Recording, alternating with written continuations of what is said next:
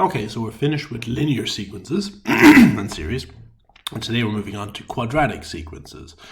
So let's just have a quick look at what a quadratic might look like. So if I had the following sequence, 1, 4, 9, 16, 25, 36. And it goes on forever. And I want to investigate that sequence and see what type of sequence it is. Well, first thing I'm going to do is is it linear? So to check if it's linear, I'm going to check if all the first differences are the same. So how would I get from 1 to 4? I'd have to go up by 3. 4 to 9, I'd have to go up by 5. Then I'd have to go up by 7. 16 to 25, I'd have to go up by 9. And 25 to 36, I'd have to go up by 11. So I can definitely say that this is not linear. Another way of saying that is it's not arithmetic. Okay, so it's not arithmetic. Not linear, not arithmetic, they mean the same thing. So the first difference is not the same, it's not arithmetic. But I can also check the difference of the differences. So for example, how would I get from 3 to 5? I'd have to add 2.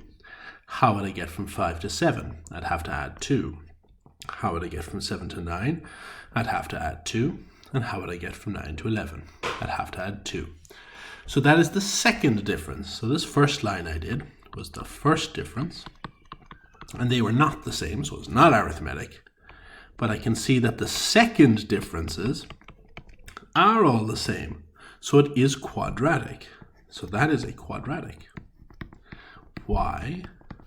Because the second difference, the difference of differences, is the same.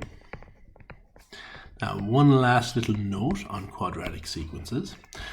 We've come across quadratic equations before. An example of a quadratic equation that we would have seen before would be x squared plus 3x plus 5. We know it's quadratic because there's a squared. But there's always a squared, then an x squared, then an x, then a number. And it's the same for quadratic sequences. If I was to give the rule for this sequence, the rule that would tell me how to find whatever term I want, it looks something like this. Now instead of x, I have n, so an squared plus bn plus c. So a, b, and c just stand for numbers. So for example, you'd be used to seeing something like this, 3x squared plus 4x plus 2. In that case, my a is 3, my b is 4, my c is 2. It's the same here. A sequence will look something like this, but there's always a link. There's a link in these questions between the second difference and the a term. The second difference and the a term. So the second difference is always 2 times a. Okay, so for example, in this case here, our second difference was 2. So what I can tell straight away from this is here the second difference is 2. So I know that 2a is the second difference, so 2a is 2. So a equals 2 divided by 2. A is equal to 1.